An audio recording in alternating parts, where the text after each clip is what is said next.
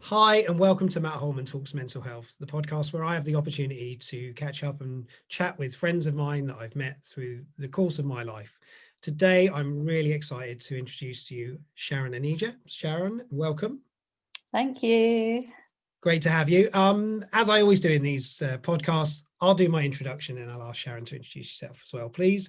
And so, how do I know Sharon? So Sharon and I met, we worked out, it was around maybe November 2019 at a conference called This Can Happen, a wonderful conference based on workplace health, wellbeing, mental health, and so on. And we met in a queue to go and attend a session during the conference and just started chatting. And then we just become like conference buddies, I guess.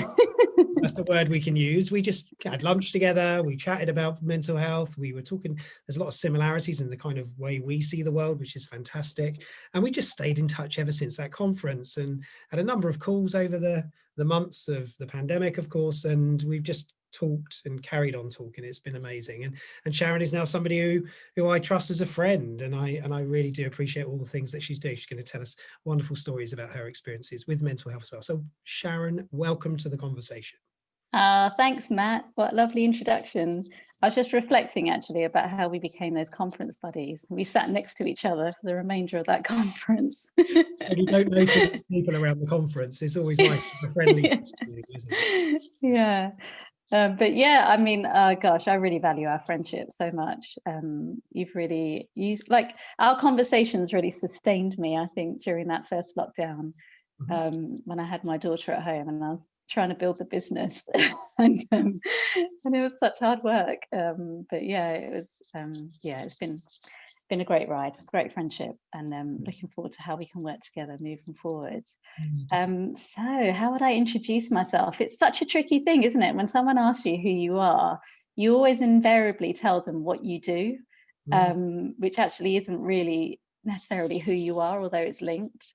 So I'm actually going to borrow something of what I learned from that conference that you and I attended at TLC Lions, where they introduce themselves by what they do, but then they actually tell you who they are. So I'm going to just use that format because I think that is always an interesting way of breaking something down. So I am a positive psychology coach and a strategy consultant.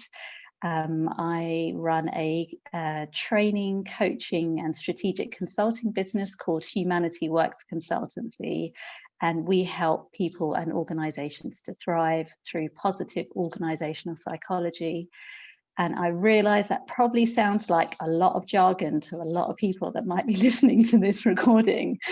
So very, very simply, we help individuals, teams, organizations to be at their best. We work with all different types of businesses because a lot of businesses I really understand now that link between human health and business health.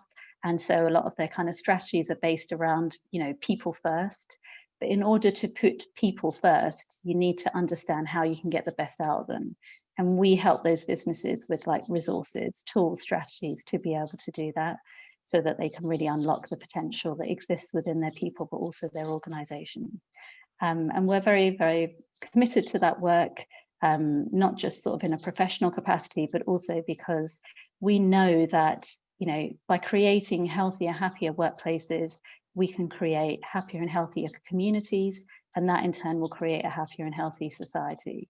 And, I always think about things as the legacy, the legacy that we want to leave. And I very much want to make sure that, the world that we inhabit now, I want to make sure that the world that I leave behind after the work that I've done could be a better one than the one we have now. So I'm very much dedicated to that. Although I recognize that just describes what I do. So if I was to say who I am, I'm a very honest person, very kind, very compassionate, very values driven. Altruism is one of my key values.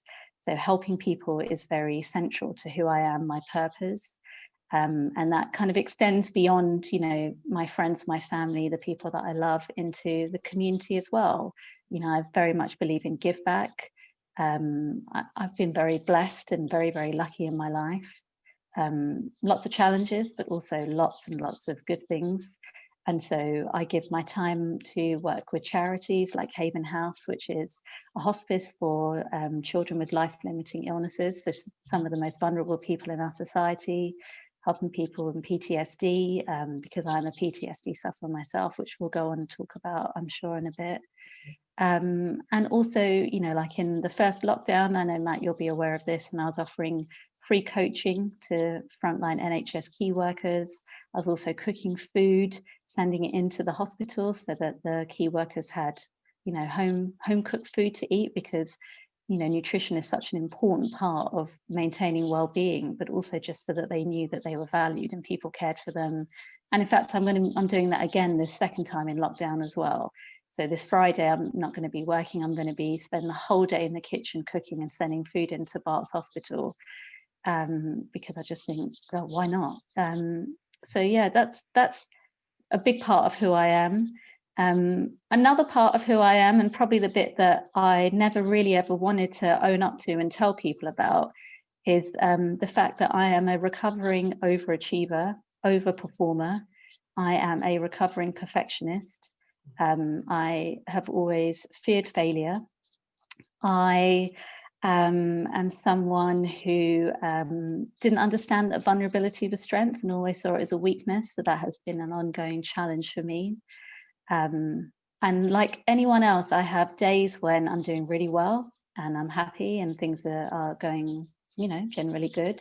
And then there's days where I'm crippled with anxiety, where my triggers for PTSD come back, which is related to death.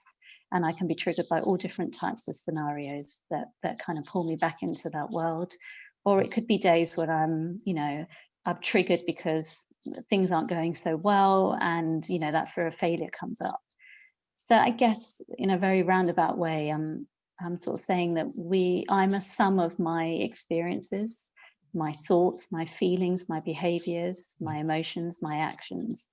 And I'm never just one thing, like I'm the sum of many, many different things. Brilliant. Well, and thank you for sharing all of that in your opening around sort of some of your vulnerabilities, some of the things that you don't discuss so much with others. And you know, this is a storytelling machine. This is what this is about. It's about your story, Sharon, and I genuinely really appreciate your honesty in this and your authenticity, because that's what this is all about. Tell your story, share your story, and there will be lots of people, no doubt, who will listen to this and think, that was me, I've lived through similar experiences. And we want to build that, because right now this human connection thing is becoming quite challenged.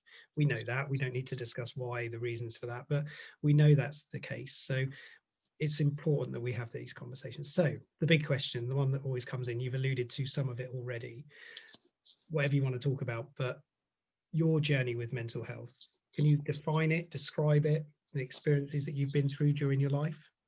Yeah, definitely. So I mean, the thing is with like mental health or mental ill health or, you know, mental wealth, you know, like it is a journey, isn't it? Like there's no end point or a goal or a place that you reach. It's something that you continually are working with or working towards. And I think that's really important for anyone listening to this, that it's not like some people are like, yep, cracked it, good to go. You know, like it's continual and it's continual work, if you like. You know, if I was to look back over, you know, from, I'd say probably my 20s to, you know, now I'm in 40s. I won't say exactly where in my 40s, but somewhere in my 40s. So yeah, let's not talk about it. So different, you know, and my attitude towards mental health, you know, like, you know, when I was in my 20s and I was building my career, like I alluded to just now, I was a real like high performer, overachiever, perfectionist. And, you know, that can only serve you for a while. It's not very sustaining. And so actually, when I think about, you know, when I went on to have like an enormous breakdown later in my 30s, you know, all these things were actually building towards it. I just didn't realize it at the time. You know, there were some signs, but I didn't understand these things at that point in time.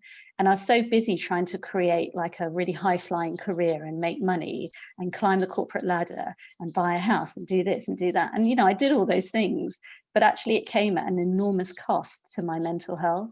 But actually, if you were looking at it from the outside, people would, I think, very easily look at that and think, God, she's doing really well. she's really high flying, she's this, she's that. You know, I really fitted that kind of societal mold of success. But the truth was that internally, I don't think I was doing very well at all, but I just didn't have any tools or resources or understanding of how to change it.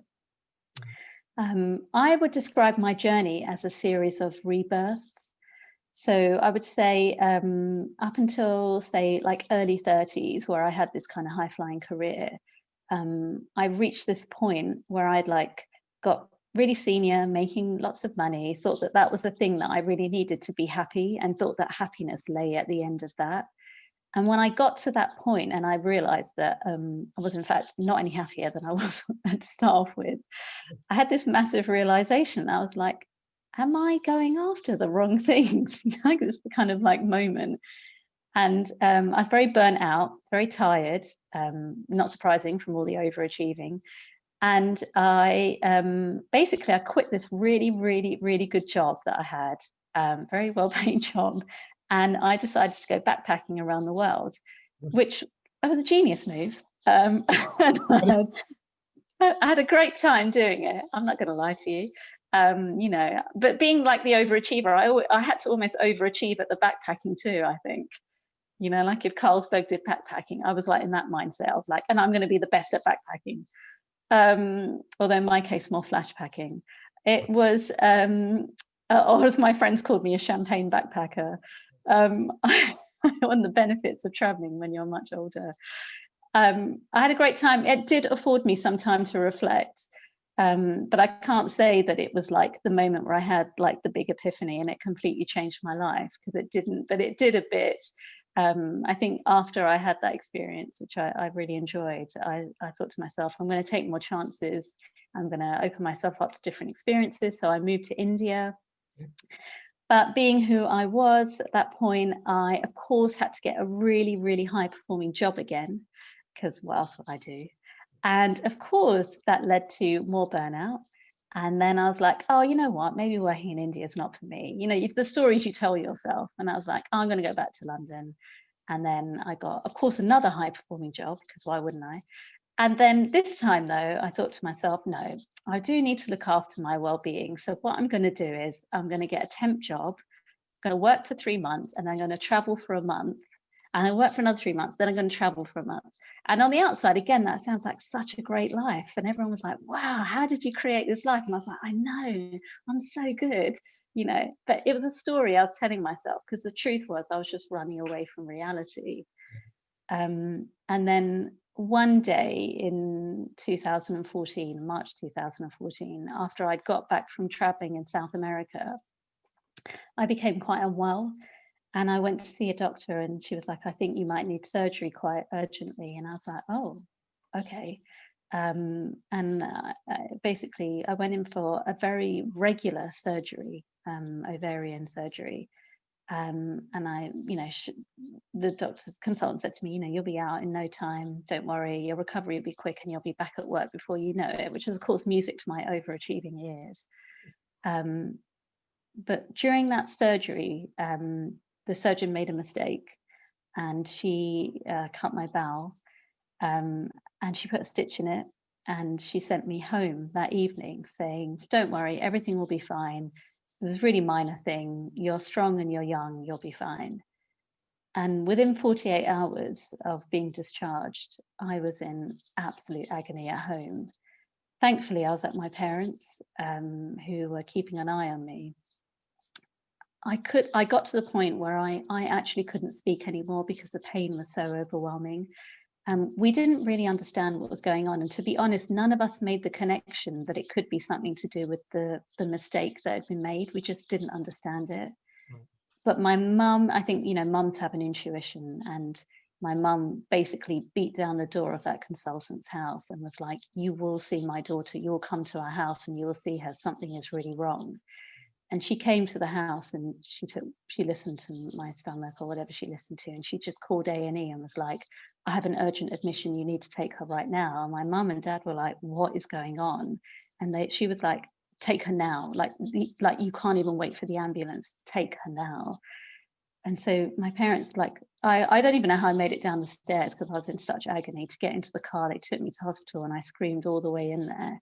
And they did a scan and they put me on morphine straight away. And then they just sat us down and they said, look, this is shocking, but you've just got hours to live and we need to operate right now. Other than we don't even know that we can save you in the operation because we won't know until we open you up. But your bowels have leaked into your body and your organs are shutting down one by one. And that's why you're in so much pain. And I was like, we were just in so much shock because like only a month before that, I was backpacking, like, and there was nothing wrong with me. And I was only in my early 30s. I was like young. And my mum just had to like walk away from the bed. She just couldn't cope. I knew she went to cry, but she pretended she was going to make phone calls. And I looked at my dad and we just looked at each other and we both had tears in our eyes. And I just said to him, I don't want to die. Like, I didn't even get a chance to fall in love, you know, get married, have kids. I was like, I haven't done the important things. And I was so scared. And then like, there wasn't even enough time for me to say goodbye to anyone. They just wheeled me down. And then my parents were running alongside the trolley as we were going down the hospital corridor and we were just saying goodbye to each other. And I'll never forget that look of pain in their eyes because, you know, as a parent now, there's nothing worse than thinking you're going to lose your child. And if anything, I think that pain has almost stayed with me more than the actual physical pain of dying. Obviously, I did make it out the surgery because I'm here today to tell you the story, but I was very traumatized by that event. You know, it completely threatened all of my idea of safety, you know, that psychological safety that we talk about that's really, really important. It was like the rug had been pulled from under my feet. And when I came out of that surgery, I was like a shell of myself. I had to learn how to walk again, how to eat again. It was like my body had just shut down. And I just endured so much pain after that. And the thing is that when you're in hospital, it's just survival. You're like, I got to survive. I got to get out of here. I've got to be able to walk again, and be able to feed myself. It was like real basic, like, you know, if we were talking about Maslow's hierarchy of needs, it was like real basic bottom of the triangle. You've got to sort these things out. But that leaves no space to think about how you feel mentally or emotionally or psychologically. And to be honest, and I don't want to, you know, criticize doctors in the NHS because the nurses, because they obviously do a phenomenal job, but there was no discussion or no help offered for the kind of psychological and mental and emotional support that someone needs after they've gone through something so frightening. And so a lot of the advice that I got was just move on, forget it, it's happened, move on. And there's a part of you that really wants that to be true. Yeah. And I'll be honest, I didn't have any of the tools or strategies or resources to understand how to do that, how to really look at what was going on. So when they said to me, move on, I was like, great idea, I'll just move on. And so I did things like, you know, got a personal trainer at the gym so that I could rebuild my body, which there's nothing wrong with that. Like, that was a good thing to do. I had to build up strength again, but I didn't even cross my mind that maybe I should talk to a therapist. And so I just threw myself back into work. And of course I did, as I would do. I went and got myself some really over high performing jobs, which quite frankly, I was in no position to be able to sustain. And that's pretty much what happened to me. And it was probably about, I would say, a year after that surgery, so it must have been 2015, that the signs that things weren't all right within me started to show. And I hadn't slept properly for a year. Like, I maybe was going on like 3-4 hours of sleep a night, but I was like, oh, probably just like what's happened to me, my body's, you know, catching up. I've just made up all these excuses in my mind. I'll be all right, I'll just push through, I'll keep going, I can do this, I've got this, I'm strong. It was the absolute opposite. A friend of mine said, maybe you should talk to a therapist, like, you know, you did go through something really bad. And I was like, yeah, I could do that. So I went to a therapist and I was like, yeah, you know, this thing happened. What are you going to do? You know, maybe there's some stuff, residual things.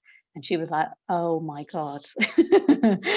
Yeah, she was like, yeah, you need some help. And she said, okay, you're going to have a breakdown.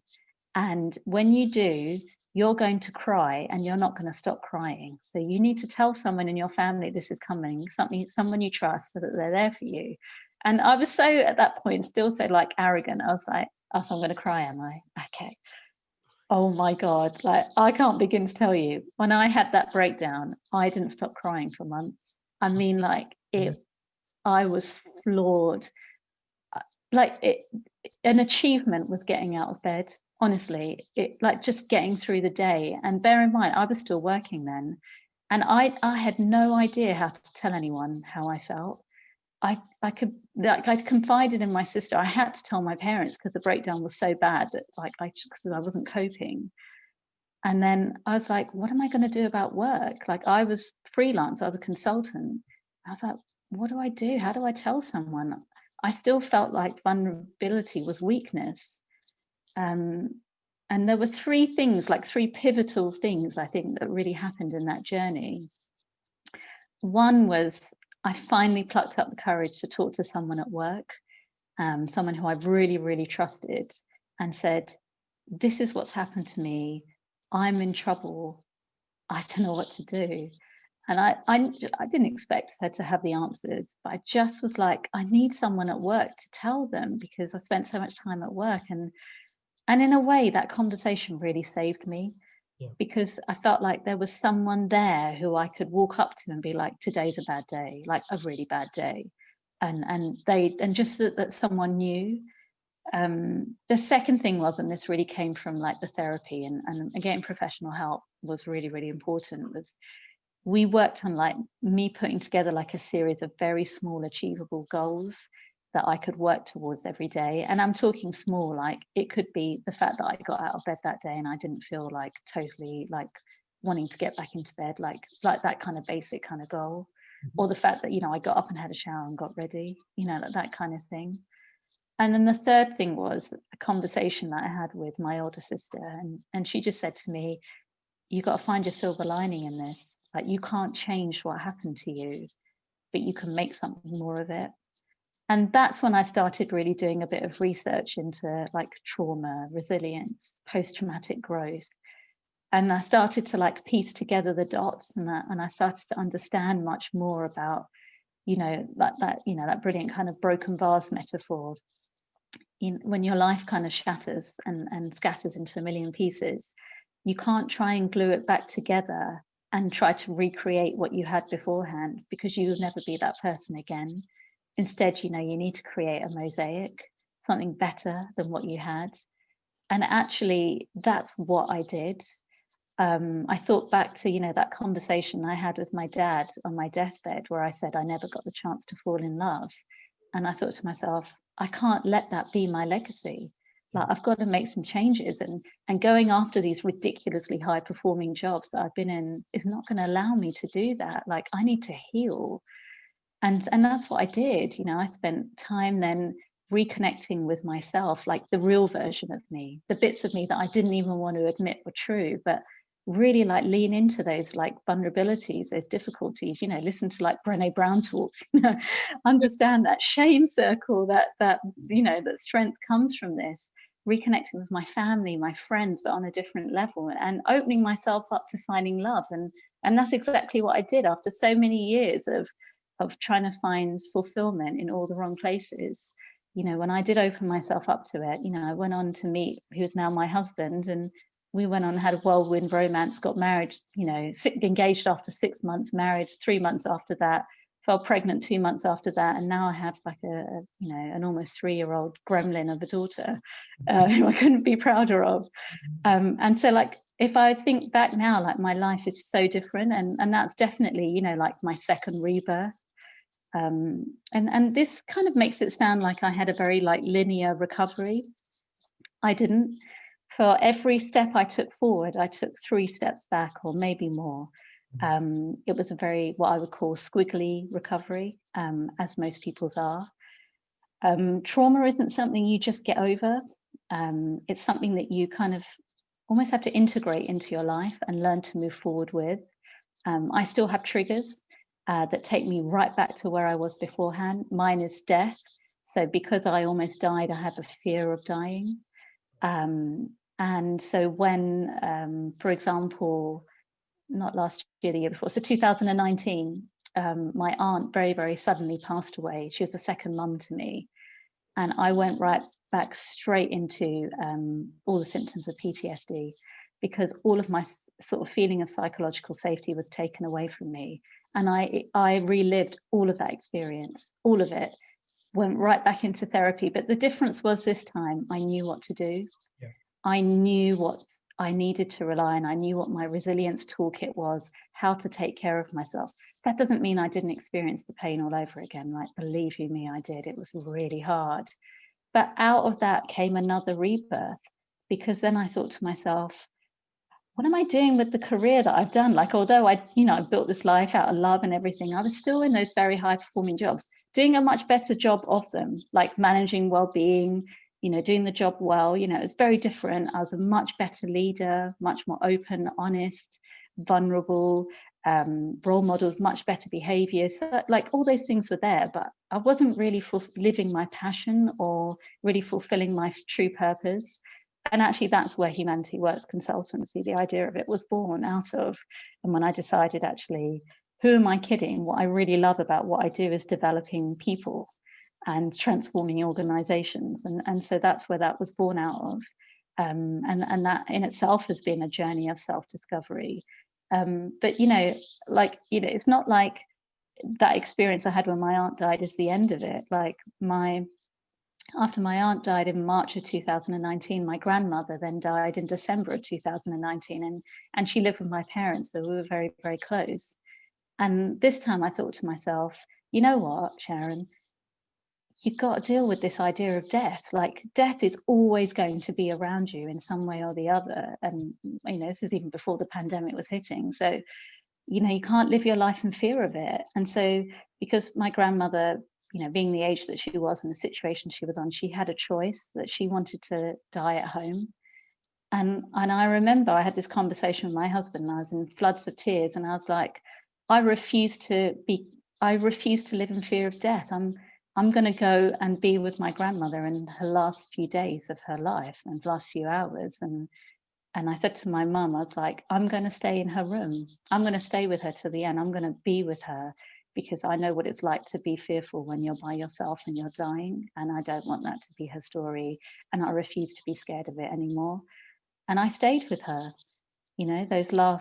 that last night, I stayed with her in her room. I listened to her breathing. By that stage, the doctors, they'd made her comfortable, because it was, the last time.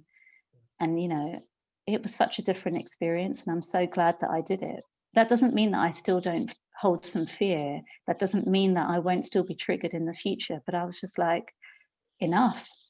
I won't live my life in fear. I'm gonna move forward. And it was like another rebirth. All of these things, I just feel like they're just a set of rebirths. And every time, I come back, and I come back as a different version of myself, and hopefully a better, stronger, more open, more honest version of myself. And I think that can only be a good thing, not just for me, but also the people around me. Brilliant. Wow. What a story. What incredible journey of your mental health that you've just, outlined so much in a short space of time. How interesting, insightful. There's so many things in there that were just like, wow, big wow points. And I think those rebirths are such a critical point. And lots of people will experience rebirth without probably even realizing that that's what's going on, those transitional changes in life. And I always reflect on my one in 2016, so I can totally appreciate this, rebirth into a better, but I think into a better version of yourself as well often, which is, take that, learn that experience, change yourself. And I also love this thought that you said about recovery isn't linear, and it isn't. We have to always remind ourselves that bumps in the road are always there. We just don't know when they're coming around the corner, and it's that realization that says, I'm prepared for the bumps. And when a bump comes, or I talk about the mountain pass in the situation in my family, where we have to keep climbing mountains, and when we get over the other side, we have a bit of peace and tranquility, and then we know there's going to be another mountain at some point. There's no flat, we're not on the flat terrain or the flat plains. So it's so important. I Sharon, I love everything you stand for, you do, your passion for what you're doing with the work that you're doing as well. We're going to have to wrap this in a minute, because we're time, and it just seems to be like we could just go on with this forever and ever. So just want to close out a couple of things, if that's okay. So Humanities Works Consultancy is your business. Your mission is so in tune with everything that we need to be talking about right now at work, supporting conversations with all different areas within well-being, not just mental health, but so many other facets, important parts to it. So I'll do a close, and then I'll just say if you've got any final words or any wonderful quotes or things you want to say to encourage people that might be listening, that'd be fantastic. So from me, Sharon, I love you to bits. You're great. You do such a wonderful job. It's a pleasure that I got the chance to meet with you back in 2019. I'm so glad that we had that opportune moment to chat and to get to know each other a little bit, and that was great. So thank you so much for agreeing to come onto this podcast as well. Pleasure. Your story is inspiring, and so inspiring that hopefully it will give some hope to others as well. So thank you. Any final words from yourself? Thank you, Matt. It's been a pleasure. I always love talking to you. And I would just say to anybody who is experiencing trauma, because I know that a lot of people will be at the moment with the pandemic, is just to know that there is light at the end of the tunnel, and that with the right kind of help in place and taking care of yourself and being kind to yourself, you can get through this, and you can rebuild a life based in the way that you want it to be, and that there are opportunities ahead to do something great. So don't give up hope, because there's always going to be something better around the corner. Brilliant. Wise words. Thank you so much, Sharon. Appreciate that. As I always say at the end of the recordings, if you are needing extra support, if you do feel that you'd like to talk to somebody, please know there is always somebody available to talk to. Feel free to get in touch with me if you'd like to ask me any questions, of course, about the podcast, or even if you'd like to be a guest, because I do love having conversations with anybody out there that's willing to chat about their journey of mental health. Of course, that's what the chats are about. But if you do need extra support, Samaritans exists today to provide exactly that service. The number's 116 123. Please do know that they're there all day, every day, if you need to talk to somebody in a safe environment. So that's it. We're done. Sharon, it's been an absolute pleasure. I know why wouldn't it? So I want to say huge thank you to you, and I wish you all the best of luck. And anybody who's subscribe, please do subscribe. I'm rubbish at doing that sort of stuff. That's the technical pieces. Subscribe. More amazing conversations, just like Sharon and all the other wonderful people that we get to talk to on this podcast. So thank you so much. Thank you. See you later.